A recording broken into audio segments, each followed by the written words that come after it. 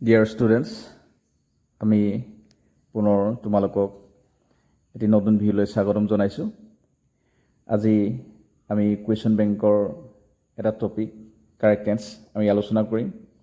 Class 9ৰ কাৰণে আছে question বেংকখন আৰু new education policy and Assam state school education বৰ্ডৰ পাঠ্যক্ৰমৰ আধাৰত প্ৰস্তুত কৰা হৈছে এখন অতি সুন্দৰ কিতাপ। তাৰ পৰা আজি আমি কাৰেক্ট টেন্স আলোচনা কৰিম। কিন্তু কাৰেক্ট টেন্সৰ কাৰণে আমি দুটা সেন্টেন্স আমি ল'ম আৰু সেন্টেন্স কেইটাৰ যিটো উত্তৰ বা এনসাৰ এটা MCQ হিচাপে থাকিব, মানে মাল্টিপল চইচ কুৱেশ্যন। আজিকালি প্ৰায় কম্পিটিটিভ এক্সামবিলাকত MCQ আহে, মানে ষ্টেটমেণ্ট লিখিবলৈ আৰু নাহে। ঠিক আছে, আমি সেন্টেন্স দুটালৈ আমি যাওঁ। এতিয়া তোমালোকে দেখিছা, নাম্বাৰ 1 আছে I dash this novel since January. Options কেইটা দিয়া আছে বা চইচ কেইটা দিয়া আছে। A wrote, B have written, C have been writing, D none of this. None of this মানে আগত দিয়া কেইটা বা ওপৰত দিয়া কেইটাৰ এটাও নহয়। Number 2, if you dash your studies you will fail. Options কেইটা আছে বা চইচ কেইটা আছে। A neglect, B have neglected, C are neglecting, D none of this. ওপৰ এটাও নহয় বা এইকেইটাৰ কোৱা কেইটাৰ এটাও নহয়। ঠিক আছে, আমি ফাৰ্ষ্টলৈ এতিয়া উভতি আহিছোঁ, আমি এক্সপ্লেইন কৰিম। I dash this novel since January. ইয়াত যিটো ক্লু দিয়া আছে since January, তো এই পাষ্ট পইণ্ট অফ টাইম বুজাইছে জানুৱাৰী মাহৰে পৰা। গতিকে এনেকুৱা since January থাকিলে আমি কি লিখোঁ, বা ফৰ থাকিলে বা since থাকিলে আমি সাধাৰণতে ভাৰ্বটো প্ৰেজেণ্ট পাৰফেক্ট কণ্টিনিউয়াছ টেন্সত লিখোঁ। প্ৰেজেণ্ট পাৰফেক্ট কণ্টিনিউয়াছ টেন্সত লিখিবলৈ ইয়াত শুদ্ধ বা ৰাইট অপশ্যনটো হৈ আছে I have been writing.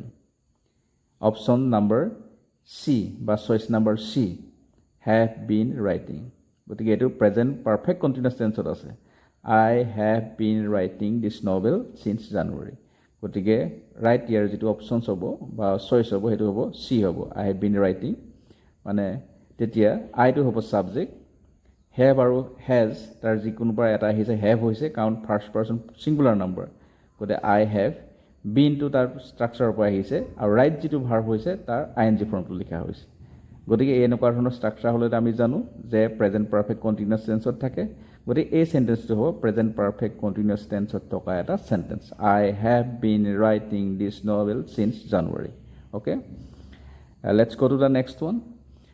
ইয়াত আছে 2 নম্বৰ আছে if you dash your studies you will fail. ইয়াত if ক্লজ এটা আছে, you will fail তো শেষত আছে, you will fail to হৈছে প্ৰিন্সিপাল ক্লজ, if ক্লজটো হৈছে সাবঅৰ্ডিনেট ক্লজ।